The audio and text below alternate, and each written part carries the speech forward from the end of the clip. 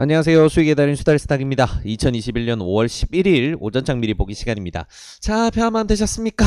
오늘도 즐거운 새 아침이 밝았네요. 네, 어제는 회사 일정상으로 인해서 오전에 도저히 시간이 안 나서 오전장 미리 보기를 업데이트를 해드리지 못했습니다.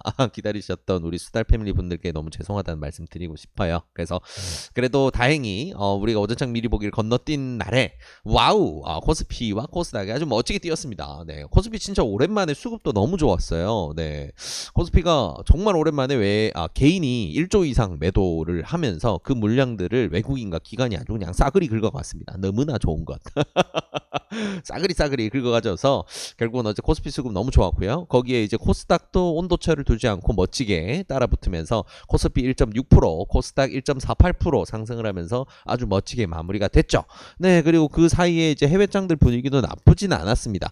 미국장 같은 경우에는 그때 당시에 미국 선물 시장이 열려 있었죠. 선물 시장은 어느 정도 살짝 올라 있긴 했지만 조금 애매모호한 상황이었고, 그 외에 이제 유럽 선물이라던가 아니면 아시아장 같은 경우에는 뭐 한국장이 가장 좋긴 했지만 그래도 나쁠 건 없는 좋은 흐름을 보여준 상황이었습니다. 자, 근데 밤이 되면서 사단이 났네요. 네, 유럽장은 크게 뭐 너무 심하게 흔들리거나 그런 건 사실 없었는데, 미국장이 좀 크게 흔들렸습니다. 특히나 이제 기술주가 많이 포진하고 있는 나스닥이 2.5% 급락을 하면서 장 끝날 때까지 아주 꽉꽉 내려 꽂으면서 마무리가 됐어요. 그래서 이 바통을 이어받아서 이제 전개가 되는 아시아장, 특히나 이제 한국장이 가장 이제 먼저 열려서 이 흐름을 이제 이어받게 되는데, 굉장히 답답한 상황입니다. 자, 근데 이제 뭐 지금 일단 뚜껑을 열어보기 전까지는 뭐 크게 뭐 일단은 뭐 큰일 났어, 우린 끝났어라고 생각할 필요는 없는데, 일단 뭐 이런 부분이 있습니다. 다우존스와 S&P 같은 경우에는 최근에 계속해서 고가 랠리를 하고 있었죠. 특히나 S&P 같은 그 다우존스 같은 경우에는 장중에 무려 35,000포인트를 돌파를 했었습니다. 그래서 역사적인 신기록을 35,000포인트를 돌파하는 기록을 세웠는데, 그리고 조금 밀리면서 마무리가 됐어요. 그래서 실제로 다우존스는 빠진 게 0.1%밖에 되진 않는데, 자, 기술주들이 이제 점점 포진을 많이 하고 있는 이제 S&P라든가 나스닥으로 갈수록 상황이 좀 안 좋죠. 네. 특별한 원인이라고 보긴 조금 애매하고요. 일단 기술주의 대장이라고 할 수 있는 이제 페이스북이라던가 아니면 이제 구글의 모기업인 이제 알파벳이라던가 이런 기업들에 대해서 좀 몇 개 기관에서 안 좋은 레포트가 나온 게 있었어요. 어떤 내용이냐면 광고 수입이 이제 21년도 2쿼터부터 해서 광고 수입이 좀 꺾이게 될 거다. 그래서 실적 고점 구간에 지금 와서 당분간 그 부분 돌파하는 게 쉽지 않을 거다라고 하면서 매수 등급을 좀 낮춘 하향 조정하는 이런 부분들이 좀 있었죠. 그래서 그런 부분이 있다 보니까 요즘 증시 최상단 구간에서 놀고 있던 그런 상황에서 이런 안 좋은 레포트를 보게 되면 아무래도 차익 실현 욕구가 커지게 되고, 기술주 대장이라고 할 수 있는 뭐 페이스북과 알파벳 이런 친구들이 빠지다 보니까 다른 기술주들도 야, 요즘에 뭐 인플레이션 우려로 또 뭐 기술주들 또 때리나 보다 우수수수 매도 랠리가 나오면서 이렇게 폭락세가 거의 한 두세 시간 동안 폭락세가 발생을 하면서 이렇게 마무리가 되지 않았나라고 좀 생각해 볼 수 있을 것 같네요. 그래서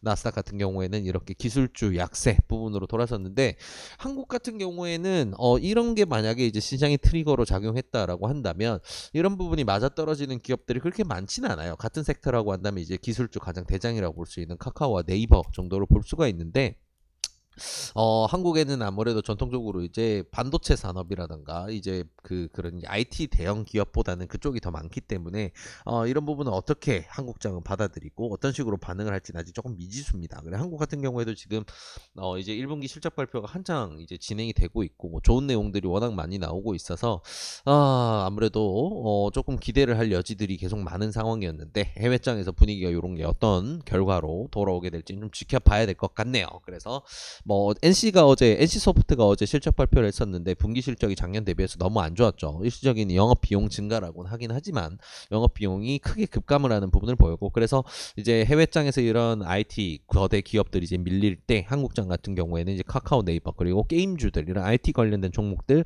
조금 조심해야 된다 정도는 머릿속에 넣어두시고 지켜보시면 좋을 것 같습니다. 자, 그래서 일단 시장 상황은 이렇게 정리하면 될 것 같아요. 한국장 수급도 너무 좋았고 상승 구간 너무 좋은 상황이었는데, 해외 해외에서 특히 미국장에서 찬물을 조금 쏟았다. 자, 근데 이게 어떤 반응으로 돌아올지 모르는 상황이니 아침에 수급 변동을 보면서 종목들 섹터 어느 쪽 섹터가 이런 하락에 가장 민감하게 반응하는지 그리고 어떤 섹터가 이런 녀석을 좀 무시하는 수급을 보여주는지 잘 보면서 대응을 하시면 좋을 것 같습니다. 그래서 급하게 지금 당장 어떤 포지션으로 가야 된다라고 하는 건 없고요. 장을 잘 보면서 조심해서 대응을 하자. 이렇게 보시면 좋을 것 같습니다. 자, 시장 상황은 이렇게 정리가 될 것 같고요. 중요한 뉴스 2개 정도만 챙겨보도록 할게요. 해외 쪽에서는 재밌는 뉴스가 딱히 없었고요. 한국에 재밌는 뉴스 2개 정도만 챙겨볼 건데 첫 번째 뉴스는 SKIET입니다. 풀네임은 SKI 테크놀로지인데요. 이 친구가 SK 바이오사이언스가 써놓은 최대 공모금의 기록을 갈아치웠죠. 네, 그래서 투자자들이 모이면 요즘 이런 얘기를 워낙 많이 하시는데 무려 공모 청약을 진행할 때 약 81조 원 정도가 모이면서 앞에 종전에 이제 기록을 세웠었던 SK 바이오사이언스보다 약 한 17조에서 18조 정도 추가로 더 많이 모인 그런 이제 기록을 세웠습니다. 그래서 정말 뜨겁죠. 요즘에 신규 상장 시장. 네, 그래서 이렇게 투자자들의 이목이 딱 쏠리는 만큼 이 친구가 이제 오늘 상장을 하면서 아침 시초가가 어떻게 형성이 되고 어디까지 날아갈까 기대가 되는 부분인데 아무래도 이제 해외장 분위기 애매한 부분을 넘겨받는 부분도 있다 보니까 조금 조심해야 되겠죠. 근데 이제까지의 이렇게 공모 청약이 굉장히 대흥행을 한 종목들 치고 첫날에 따상을 못 간 종목이 거의 없다라고 봐야 되니까 아무래도 따블 상한가 시초가도 이제 상한가라고 할 수 있는 100% 상승 거기서 추가 30% 상승해서 이제 따블 상한가가 나오는 따상을 가는 거는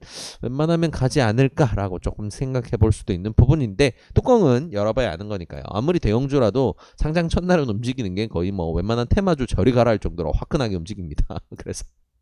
그래서 만약에 매매하고 따상을 안 가고 매매할 구간을 준다라고 하더라도 이게 좀 쉬운 결론으로 갈지는 좀 미지수긴 하죠. 그래서 조심히 지켜봐야 될 부분 참고하시면 좋을 것 같고요. 자, 상장 시장에 대해서 이야기를 하고 있지만 요즘 계속해서 뜨겁습니다. 작년부터 계속 그랬는데 지금 이제 제2의 벤처 붐이라고 할 수 있을 정도로 IPO를 추진하는 벤처 기업이 너무 많아요. 너무 많아요. 그래서 IPO 이제 주관사 계약 같은 경우에도 이제 증권사들이 계속해서 이 부분을 맡아서 진행을 하면서 이문을 굉장히 크게 늘리고 있는 부분도 있고요. 기술 특례 상장이라든가 이런 부분들 제도적인 부분을 손보면서 상장을 좀 더 쉽게 한다 이런 부분도 진행이 된 부분도 있고요. 이러다 보니까 그리고 증시도 너무 좋죠.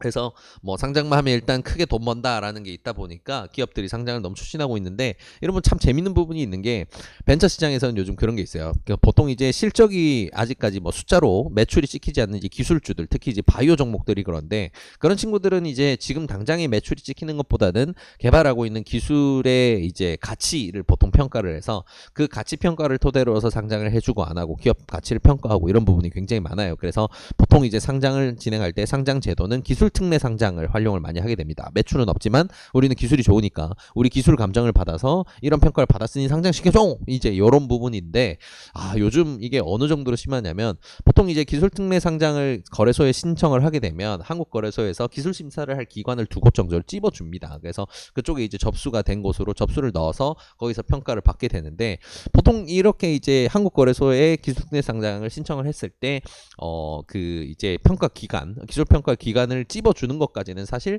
별로 시일이 안 걸리는 게 정상이었어요.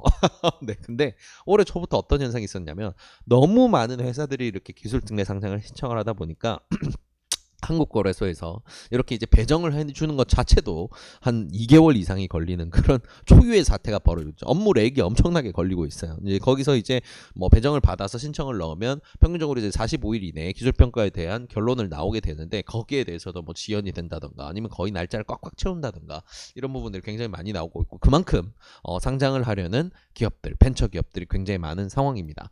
자, 근데 이제 우리가 여기서 조심해야 될 부분은 증시가 좋고 그리고 이제 벤처 시장 화랑으로 인해서 이런 부분이 있긴 하지만 이게 좀 조심해야 될 부분이 반드시 있어요. 이게 어떤 거냐면 지금 굉장히 뜨거운 장세 속에서 너무 많은 종목들이 이렇게 몰리다 보니까 옥석 가리기가 진행이 됩니다. 장외 시세에서는 이미 굉장히 많이 상장하기 전에 장외 시세에서는 이미 워낙 많이 튀어 있는 종목들이 많기 때문에 이거를 또 상장을 고평가된 가격으로 했을 때 거기 상장 이후에 쭉쭉쭉 잘 날아가 줄 것인가, 이건 이제 옥석 가리기가 좀 진행이 돼야 됩니다. 모든 종목들이 다 잘 날아갔던 요즘이 계속해서 이어질지는 좀 미지수라고 볼 수가 있겠죠. 그리고 사실 모든 종목이 잘 날아가진 않았습니다. 하루 정도 좀 좋은 분위기 보여주다가 내려 꽂은 종목들도 꽤 많아요. 그래서 이런 부분들이 있다라는 거, 무조건적인 광기에 빠지면 안 된다라는 거 우리가 참고하시면 좋을 것 같고요. 다만 이렇게 수많은 기업들이 좋은 실적을 가지고 IPO를 적극적으로 참여하는 거는 한국 증시에서는 굉장히 즐거운 일이죠. 네, 선택할 수 있는 좋은 기업들이 많아지는 거니까. 그래서 투자자 입장에서는 옥석 가리기만 잘 된다면 좋은 기회를 보고 있는 건 맞으나 우리는 좀 조심해서 대응하는 게 좋겠다라는 거, 이런 부분 참고하시면 좋을 것 같습니다.